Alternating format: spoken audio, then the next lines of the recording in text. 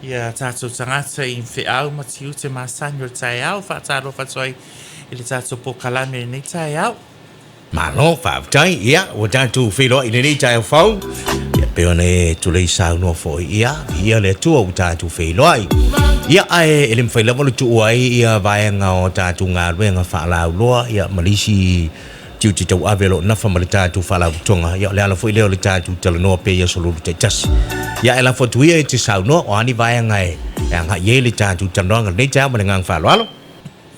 Ma lo whaftai, o nei tai au ma sa vari mai foi I le tātou po kalame māsani a soru taitasi. I le umane fia Talanoa I mea na tupu I le ngator nawa yaso. O nei foi vai yaso I ngā ruenga whaanga solo le tātou Faalapotopotoga. Ia ai mai se foi o po kalame lo o ngā rurue whaatasi ai maana paanga. Ia pei foi ona I se tasi o sa whapitua nei vai yaso. Ai a masas whamtaranga I le tūlanga o po kalame le tātou Faalapotopotoga. O le vai asun te nei le sa whaatino ai a mātou wa o ngā whaarawi lua I disi o ala manuia po industry si tono le tātou tunu nei. Ma sa avil wha mua I ala manuia I o construction, ia e whaapea fo I a wholesaling ma retailing, e au fia ia whare o loa ma supermarketi ia ma whare o loa si atoa. O le aunga ia ma whamoe mo le vaenga lea, e o ngā tasi le ma le autu o le neiva ia so pe o le whailonga ina I tono se o se aso atunu. O le sa ili songa fiti, sa ili fofo, I a wale mwhai ona fo ia ma pe tu I tia le tupo Faalavelave tono whawhainga renga. O isi o ala manuia ua maitau ina le Faalapotopotoga, ua whaatele ina le au whai o Faalavelave, whafuasei, e lipo tia mai e tutupu I tono whawhainga renga. Ua afuai ona avel whamua le tātou Faalapotopotoga I ala manuia ia wheiroa I foi mar Faalapotopotoga, ia ma whaatalanoa, ia whaamaumaunga o lo il tātou ACC, ia ma tuina atu foi, ia tūlanga o I unga o li poti o ia whaatanoanga. Ina imwhai ona soa le pule. Po o ani whaafitauli o tutupu I tono whawhainga ruenga, e le o sila fia e tangata I ana ngā ruenga, a o afo in whaafitauli o loo wa aia e tangata whainga ruenga, e ao ona lipotia I ana ngā ruenga. Ina imwhai ona ngā lue whaata se fo ia le whaafitauli o tupu peo Faalavelave. A o le tele au nei Faalavelave a fua lava le tupu Faalavelave ia fono e pea ona whaailoa pea ma Talanoa pea I vai aso taitasi e sa ili lava le a o le mafuanga o le mafaufau lava o le tūlanga lava o le whaonga ina o le mafaufau I o tātusanga sa vainga ruenga I ei teimi e ngalo ai I ei teimi ua lea mana ia ai le tūlanga o le whatinoa ngā ruenga ona ua manatu ua masani o le ngā ruenga masani lava lea mai a lea songa fua e tau lea stonai o tiute fo I e whaatino I aso whai pea ia ua tele ina ngalo ona whaataua le tūlanga o le saunga le mu ma puipuinga mo le soifua malolo ina ia ua so ona whai ai ia pe ua le kea ai ia ai tupu e Faalavelave na I manu ai titi lava ai a whaina ia I tūlanga o whatinonga ngā ruenga tono whawhainga ruenga le ala sa mātou Talanoa ai le ngata ina whailoa ia te lātou tūlanga o whamaumaunga o whai ona whaamauina tātou Faalapotopotoga o mafuaanga o loo whailoa mai ia Faalavelave whafuasei ia ma le tūlanga ina ua mai asusuenga o le a fo I se whautuanga tātou Faalapotopotoga mai tau mai fono o le ngaluenga le Faalapotopotoga o le whaalauiloa ma le una ia o le saunga le mu a le whatinongo ia vaenga o lo iai lava ia pūlenga o lo iai lava mtanga nuenga ma Faalapotopotoga o lo lātou nafa ma le tau si o tū la fono whain whaavai ia ai maise o polkalame e mawhai ona whaamalo sia le whatinongo ia vaenga peila o se whaatata inga I lau whamtalanga o mai atu o le tūlanga lava le o le mawhauwhau ina ia mawhai ona o ina mawhauwhau ia I loa tūlanga o le saunga le mui tono whawhainga ruenga ma awana I toi tupu o lo ilm sanga luenga o pisnisi ala manuia malipa le tu la fono o le soifua maloloina ma le saunga le muinga luenga o lo fata ti ai tonu mo tu la fon fata tonu lima tsaita inai matafa yoi a tangata ana whainga luenga matafa yoi al tangata whainga luenga ina ia ngā lua fata si awana i tupun Faalavelave tonu whainga luenga a whai o se whawhi tauli na au mai al tangata mai tua le a inga wa sau mai e tonu whainga luenga ta ua lava ia le mtafa yoi al tatum tanga luenga o soifua maloloina e ala ia na ia fo imtafa yoi i le Talanoaga o tangata ina ia awa nei avea ia vaenga ma whaatupu mai whaatupu ngase le mawhauwhau ma awhaina ai o lato soifua a o iai le whaatinonga o lato ngā luenga o nei vaenga la ia o loo papena o na ngā lulu e ia tato Faalapotopotoga whaaso sa whaatino ai ma le aso lua le asfarai le vai ason tenei o aso e lua mua sa mato ngā lulu e ai ma construction ai mai se lavar tele o tato pisinisi ma la manuia ia faufale o whainga o awala ia maisi lava polo ke ti tele i to tono si o tato o atunu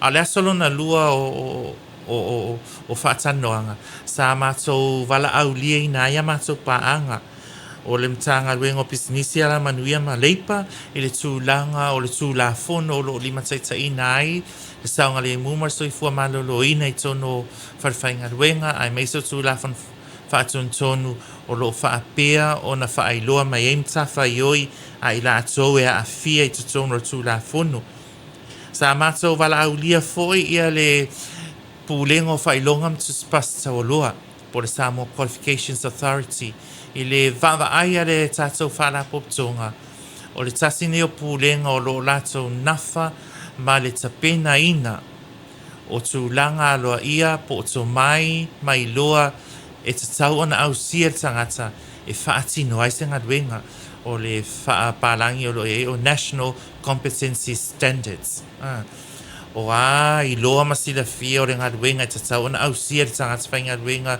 faufale ia ini ona lava pui ai mai whainga mai ngā luenga whaatino ia i loa i tu ai ngā lau papa o loo iai tono o whaatinonga ngā luenga o a mea ma mea whapena a awa fo i la ia tūlanga loa ia post standards o le whaatinonga ngā luenga i tono whainga luenga maua lunga tapula ai tau ona ma whai ona whaanga ina e tū wali tangata ma vaenga o ma whapena sa maso wala aulia ina fo ila ia le Faalapotopotoga leo le Institute of Professional Engineers di Samoa po le IPES ia o te ilua e pe e fold whaalongo o to te lo istangata ia le Faalapotopotoga le waleva on whaavai tono si o tatua tunu o lo ngā lulue whaatasi ei insinia whaamaunia, qualified po licensed engineers o tatua tunu e tūlanga loa ia o whaatinonga ngā luenga i to tonu construction ia maisi lava trades ese o le lātou la piso la au sa talanoa le tūlanga o ethics ethical standards o le tangata whainga luenga ethical standards o le whaatinonga ngā luenga ia ma ethical standards o loo lima taita ina ai le whaatinonga o ngā luenga i to tonu o le tātou watunu nei ma inga la ia sa talanoa ai o le paai mamau o le Faalapotopotoga a sila fia lele ma mai tau lele e tangata whainga luenga standards ia e iai ale taitonunga o le awhaititia ma le tupu main Faalavelave i tono whainga luenga a wa ata sos vava ai atunu mamau o le mea lava leo lo ave whaamua mua i tono o i tu ai ngā hala manuia ia a le usta ia ma tau sia tangata ia po ia vaenga e u te loa e vave an whaamalolo a wai e le tā ua telefoi i se isi tu le tūlanga o le whaatinonga luenga ai le tau sia o tātou tangata vaenga ia o vaenga la ia sa Talanoa i tātou Faalapotopotoga ma whaapena ona tā mātou ngā lulue ma mātou paanga ma ua iai ia le tautonunga le Faalapotopotoga o le a whaauau o le isi la vaenga o Alamanuia le ala au titilo o services fai ala si te le o le Alamanuia lea a o le a ver whaamua le tātou Faalapotopotoga i matanga luenga ma Faalapotopotoga le malo government ministries and SOEs le o le si vaenga lea le so ane ala to whainu mera i Alamanuia i o mai ona whaailo atu ua le ngata inau tila tūlango Faalavelave tupu i tutono whaiwhaiwhainga luenga whonu a wau tila fo i Faalapotopotoga i le mato whamanuianga le tu ina atu i tangata mali liu mai ai le oni Faalavelave e a fuana mali liu ia tangata whainga luenga ono ngase whanatura natural illnesses and causes i le mai tau ar Faalapotopotoga ona ele o lava le to mai to tonu si o tātou atunu MFA ona whaailoa e iai le fisota inga o nei ngase whanatura i le whatinonga o ngā luenga a i lātou o lo ngā lulue tonu whaiwhai ngā luenga vatu as whatita inga o le ngā luenga whaiwhai aonga a sila e ngā luenga whaiwhai aonga tonu pota aonga o le maulalo a wasenga ia nei vai tau o le luas fulu ta mai tia aonga ese uma ia le mawalunga ma le malolosio o mawhauwhau o tamaiti. Tasi whai a onga. Mai ai le valu tae au se ia pā ia le lua le awa uli. Te lo teime tūr whai a onga. E tau talat whai a onga. E sosoani whai a onga whatinonga ngā nuenga ale tamaititi a onga. Ai lina o se tasi se tamaititi a onga. E whasanga i whai a onga ma lau papa ma le pensina. E mantua la pensina e ei mo le pefu. Vaenga mena tātou te le o iloa atu. A o lea ua expose ai e whai a onga i vaenga ia. Tango ia i o lato a au wha o ngā ma vaenga o ma whapena. O le whatula, o le whatinonga o mta ubu tau sai nisi e tango fia i mo me o chemicals. O le whatinonga o mta ubu tau whatuanga e ua i whafo i le la. E whaatino ai whaatino ngā ruenga ia. O ia uma vaenga, ua manatu ai e Faalapotopotoga. E te tau ana ave e le whaamua mua ma le ngā ruenga fisosuani le Faalapotopotoga ina ia tauwhia ma ia whaititia. A ua whai lava sina maua lunga o le au whai o i lato ua awhia i vaenga ia. E mai se lava tarusanga tu ina mai o le mana o mi o le whaamanuianga lea. A o i lato na ua mali liu ai le oni Faalavelave o le mafuanga maua lunga la i tūlanga o tātou whaamanuianga lea o ngase e fisota inga le whatu Feo lolo a isi whaamai pe o isi ngase pe o le kānisa o isi ngase o le tinga o le tua isi ngase o le suka o le toto mawalunga ia ma isi lava vaenga o le kidney failure vaenga o mawhapena a o le whatu a le tele a ina foinei o na tuina mai whamaumaunga ia ai mai se foi whamau nia mai fo mai ia fia i soi fu o tatangata ma salo le sa sisida po le lua vai asu saluai le sa foa ia i le Faalapotopotoga nisi o masini e siake i le whatu i le tatomtanga ruenga soi fu maloloina o le au titilo le Faalapotopotoga ia le ngatana o tangata o lo anga va ai lalo le tato po kalame a ia whalautile atu fo i lana saunga le mua soi fu maloloina le mamalo si o tato o atunu e a tato le feo wa ia le oiloa la ea fia ngase ia e ta ua i lava le whaamalosi e tono whaiwhainga ruenga whai o siaki a tangata whainga ruenga ina ia mauti noa lae e saunga le mu ia mauti noa lai soifua maloloina. O vaenga rai e wheso o tai le mat po kalamir vai aso nei. Le ua whata ua ai i le aso lo survalu o tausanga tai tasil tūlanga o le soifua maloloina ma le saunga le muto no whaiwhainga ruenga. Ia pe o se amatanga leo se forsanga le nei tai au fono. Ina ia whaailo atu ai tūlanga o ngā ruenga o whaatino po el tata Faalapotopotoga. Mai fia tautala pea lava pea ia ina ia maua uma ma ia i loa ma sila fia uma si o tatu atunu Ai mai se vo sang sfainga luenga ba enga ia. Malo sau no fa chai cho ngalo. Mana ia le vaenga le ua fa fonga mai le tu utoli ngai fia fa longo foi mana ia fa longo. Ai tala la vaenga le la wo atu le tatum fa la tonga.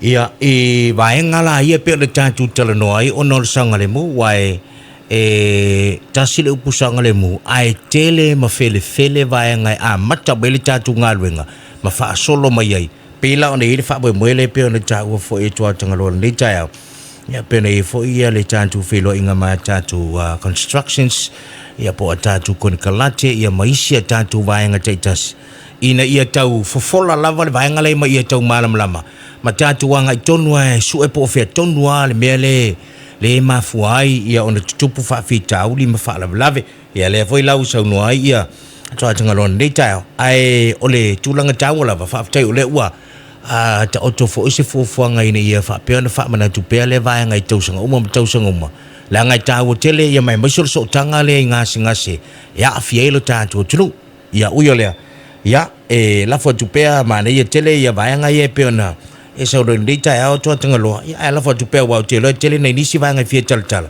ya o fia fa fonga fo ise tatu tulu ndita ma le nganga fa alo Fa sai fono. Ole pe ana vats se fa matsalanga le tsemi o sola.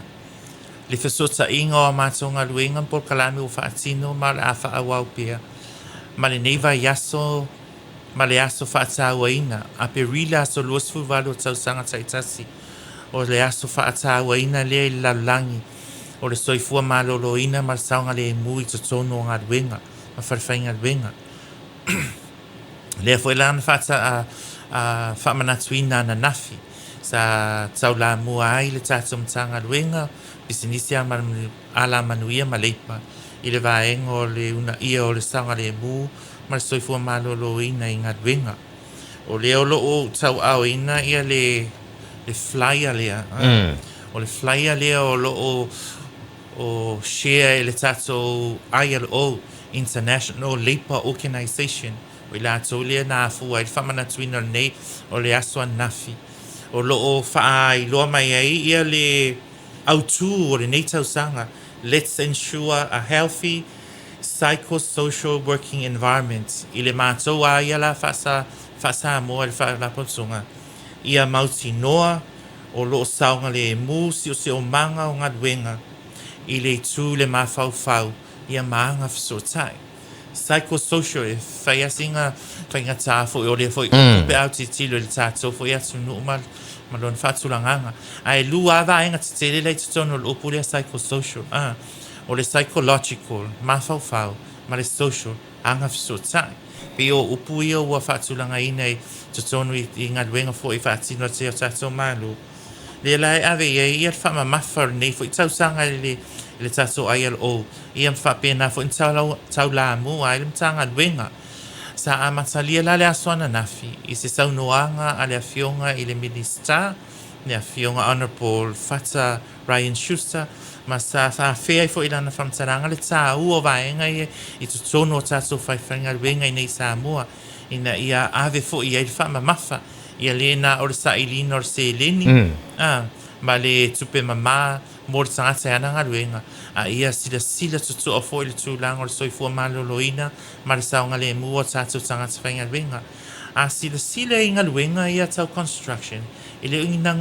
ngaluenga whainga o fia fono o le vava ai te lo teimi tatu te whiua i atuai o whiua i le la whaatino i le la munga la o aso timu e whiua i ma mea mafa e si solo ia o mea o lau papa me whapea tele o tatu tangata lo fa nga ina nga ono tulang o le malosi malosi alia physical strength pape i o le tama e malosi o le teine malosi nga te whai o siwa nga ai i titi lava le iloa ma le sila fia i tulanga o le whatinonga o ngā luenga o le lau papa tele lea o le lua le wha o le tolu le ono wharu o a uma i tu a inga o le ale lau papa e ngata ai le ngā whatia e le tangata o na whea dhea i luna malosi. O le ale lau papa e tāua ai le whaongaina o lifi. Tāunga e aunga ai a trolleys e whiawea e awane I si I le tangata. Sulanga o mo meo o atingi pusa I tono o wharwhainga ruenga. Ai mai se awhare o loa si atua. Ma li e rwawa ai te leo isi fo I kiliva o loa. Pe whaingo fie ma ngō fie le tau ai, le tongi. Le pasi meo le king pusa. E le lea na le atingi pusa sai mingi. Awai mama. A ua ai, ia, masara fo e ua mai mua I tasa tatunu. Ai mo meo pusa moa, pusa pipi. O vaenga ia mamafa o tanga suka, tanga whalau maka. Pe e taa alo ai isi tanga sa whainga luenga. Ai ngalo ai, o le weight. O mafo mea ia, e a whaina ai o latu a ao, e a whaina ai o latu tua, e a whaina ai fofonga. E ila isi o Faalavelave na au mai tutou no tato Faalapotopotoga. Ua tongi mai lava pusa moa misi malima, ai maua lele ia fōlinga. O le whatamala. Ona e le tatau ona tongiina, e tatau ona tuuina lele iatu, pe whaisesi fofuanga pe on Talanoaga atu, o se lifi po se trolley. E avea ai ia tuainga au loa.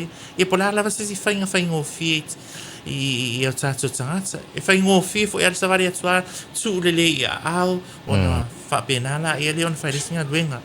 Vaenga tonu la nā le ave e wha mafa. O vai lupe o e sau nua le vaenga le langa I piano whai atua mana I o le whanongolongo e au ngā mo tātou uma le o le mea le tau ave I le mawhauwhau. Mana ia te le vaenga le ua tilo I le tātou Faalapotopotoga. O le mea fo I le lo le tū o le pule. Ai toi au ele ia o si ingon mele na tangolo le fossil si ingon mele o no le tu le pule fa toi foi lele ia a fa pela o paila te pe fa jinga po le paila te tanga si male ia o le anga le lifi o ne so le fa mai ia e fa tali ama to la fa ia to la te fa longo to la te tinga ai nai ai fa ia o no lo fa pe ia tilo mele pule la te umaloi la tulo le fale avele oi o ile e fa to lisi vanga na o mana tua fa mole to tanga lo ioi fa tai tele la va fono le fa ilo mai vaenga ia o isila ia vaenga te tele le o se fam sana ai fa tai le o e fa ilo e tu langa le o lo fa longo ina le tanga te fainga luenga le longo le tino ai fosi la vono le mafau ne I fa malo lo ne I va ai mai ia le pule I le senga luenga o whai ai. Ne iwa ai mere pule e au vai. Yes. Wa te tiro le pride lea. Ai ngalo ai o lai tinga ina. O lai a whaina. Ma ai ngala ia le tāua I le deiva yaso le wha mana tuina. World Day for Safety and Health at Work 2026. Ia mauti noa ai. Ai ui Samoa lana ia ua fili le tatou matanga luenga. Ia le autu e whapea a le leisi o se o manga fiso tai whare mawhauwhau e soifua manuia tangata whainga luenga ma wha le leia Faalapotopotoga e te le a le au lea mai to tono le ole autu lea ai te le ia fo I o le ngaluenga e te tau ona whaatino whaapea mai a le leisi o si o manga fiso tai whare mawhauwhau whawhewhea o na tato I loa ia le leisi o si o manga fiso tai whare mawhauwhau e tue mata mai lava le tangata o le tangata malona mawhauwhau o le tangata malona silafia lona I loa le anga vaa o le ata mai o lo ia te e whaatino I na ainga luenga I tono whawhainga luenga awa po le le leo masini po le ale tu ina tu fo I meo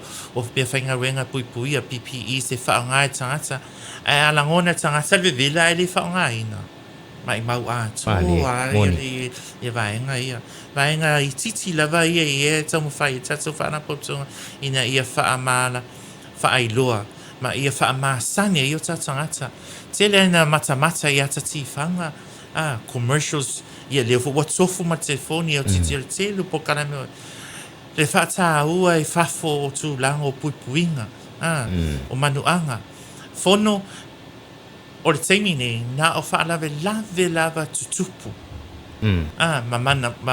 mamanu ai tangata o le li posi mai tonu tatu whainga luenga e isi vaenga I luma atu Faalavelave leo li petuia ai whaata ua whawhainga ruenga, whaata ua Faalapotopotoga, mō whawhainga ruenga e tau, ona whaamauina.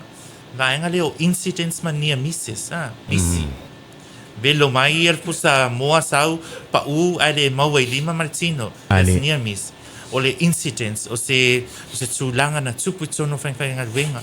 Awa o vaenga ia, e mwhaiona ave ia le ngā ruenga whasoswani ma ngā ruenga whaasaunga le mu. Awa ai atu supervisor ma le tangata ngā ruenga o le whaatino vaenga ia, ai misi. E te tau na whaamau. Okay. O le whautuanga e tau na ave iai, awana i toe whaia. Au tilo lei lisa ngata lisa whainga ruenga, a whai watongi matau ai, ia mauti noa, e palasi lei lungo limo tangata lea, ia i lofo le tangata lea whairanga ruenga le tau ai. Le tua inga tangata le tua sui tangata maalosi, O tangata e vai vai. Vaenga whapena e fua i e whatinonga ngā ruenga. A vai tangata pai e saulu pusa moa o ak whakasi man pusa moa.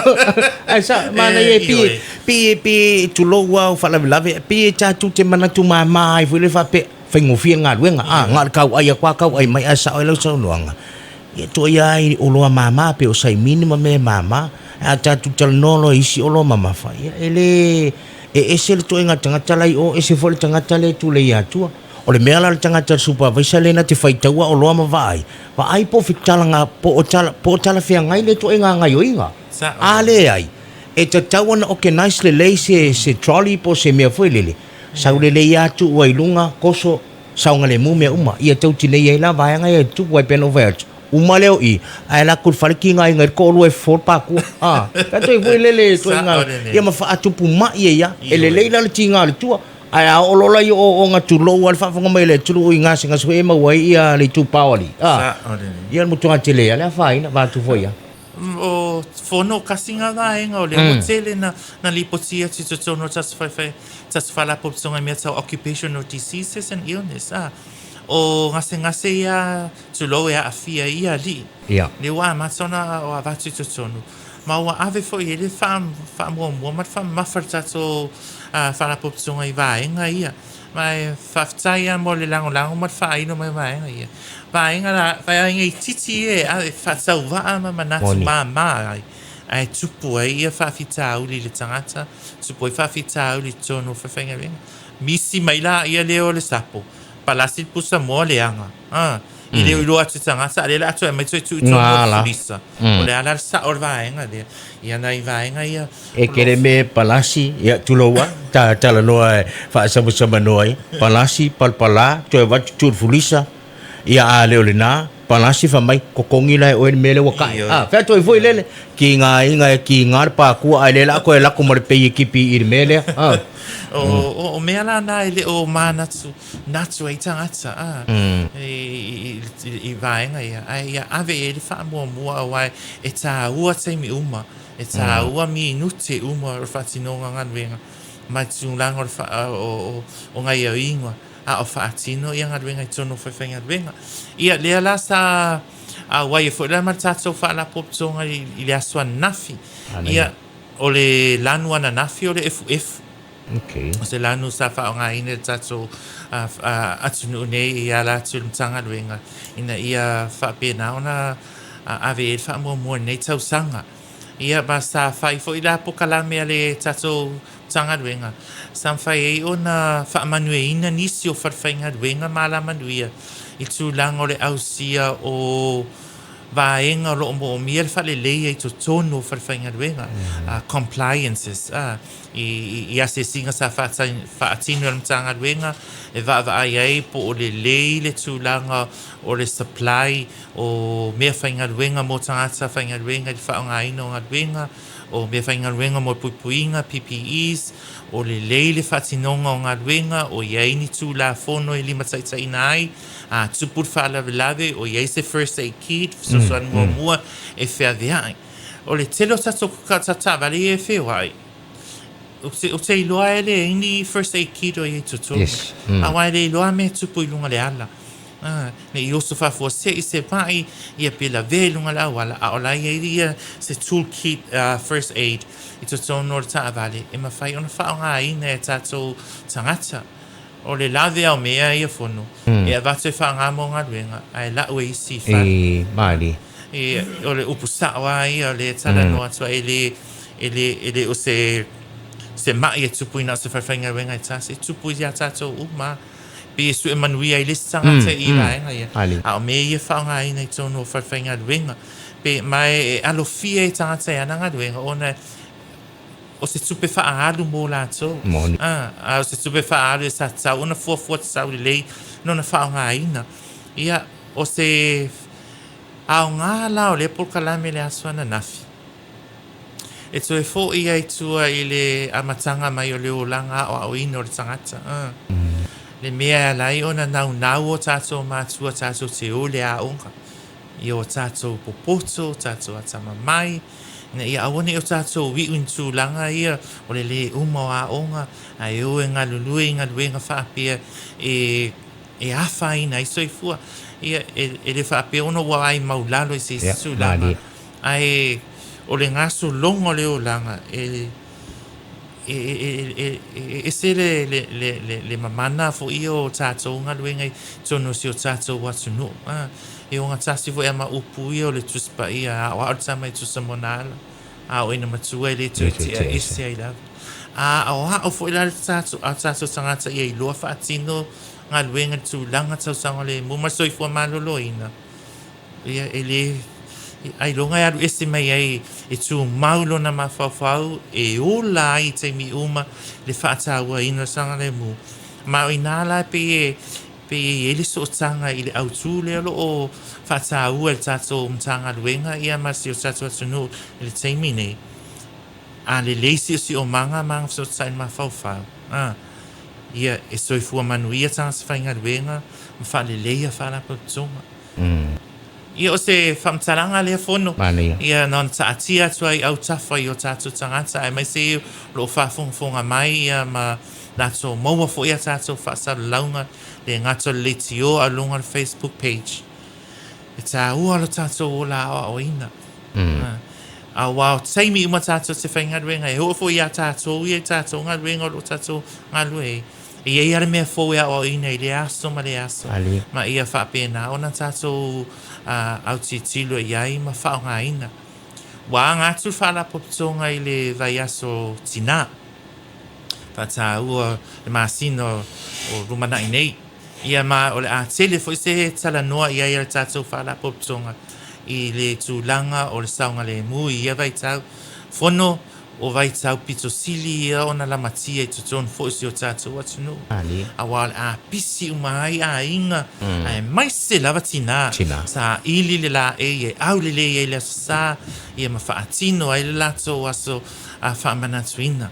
Ai e iai lava le sasi.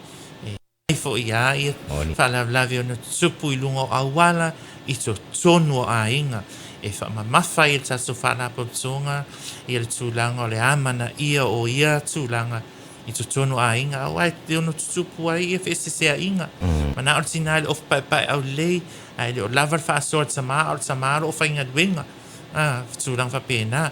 Ia la tele e se whamtaranga tātou Faalapotopotoga. Ia a o se whaasoa lea le tātou Faalapotopotoga le nei aso a tonu wa lava fo e ma tutue lea na ia whaatatanoanga.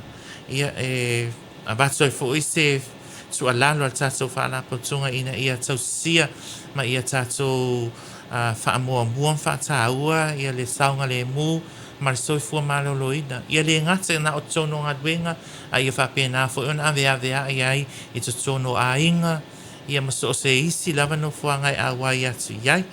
Ia o sa mātou tala lea a vatu le netu la ia momoli atu ai fui whamanianga mai le komiti whaatino o le pūlenga ma le tātou Faalapotopotoga i le whaatauina o le aso mō tangata whainga ruenga si le soifua maloloina ma sanga le mo ananafi. Ia ma le neifo ia awa i aso malo aina i tonu o tātou no fuanga ia ona o le fo whaonga ma ua telefo ina whaonga i tātou pasi mo whemlanga inga ia tautuana wha mole se ifsosoani ai le au whainga ruenga ina ia fo i lea whaafi tauli i le ngata i lea o o lo masalo mia lava o lo ia ni fainga kengi tupulanga o lo tumutumo ino fuanga ia ma fa tupu le vevesi po misa I tangata a femalanga e so tunu ia pe o ai fo itulanga o sofa ia ia poloka ma fale o lo na tangata o lo fa pe ona ia tonu I tato no fuanga le funga le se tato ana e so swani o tato ngaluenga e fai fa atasi o tato ngaluenga fo eta fa atasi ne ia mautinoa o saunga le mu le funga le marketi o saunga le mu fo ina oe o saunga le mu ha o saunga le mu tato malava ia fa nga fo tato marketi lo tele lava tato fu fa ele le anga ia le ngata le onisi o lo fa tsawinai masalo le lava o lo fa nga solo ia ngaluenga hatina e tato Faalapotoga inisi foi au nanga mfai ona tu inai tsoni o ia ole nei vai aso manuia tele lava nga solo ats foi fai unga vai aso pa ia male malo si tato atunu ia I lava se me fia malam lama pe fisidi ai lo ava no tato officer fonga fale lima tato ACC fa ingo fio lo ia ilalo ia le National Bank ia ona ia lo la ia le I le lifi e te alu fonga fan lima pe se vili mai fo le lua sol tasi o ia pe se emaili mai fo lo ia fo taso Facebook page la fo ani se vai ngo lo mana mi aide so swani fa taitile ia la lo fanga ina taso Facebook page messenger lango mai ngaluenga taso Faalapotoga ia manuia lava Samoa ia malanga fo fai ungole nei ole nei vai as I ala matanga foi ole smasina fo ia moni lava malo fa tai malo le saunoa ia ele si tala ele si lise si fa betalanga ole ua saunoa tua tangaloa mo fo le fa tele lava ia ole fo la saunoa ma pa I le tatu marketi le funga le ia ole na le talo tatu la esa ole nga na matala no masisi skula ki ole finga luenga marketi o finga tai o mele ia sa le lava finga tai la tona va ia uma le lautele ole atu a nga luenga fai fa tasina tato nga le fu wa nginga ni sio va nga la usoli tu la fono le wo o mai utai ia ai se va nga te silafia ia lipoti le tato official marketi ia pe lipoti le tato mtanga luenga ole leo ai mo le atu no va tele mo tato club le nei fu va nga le tai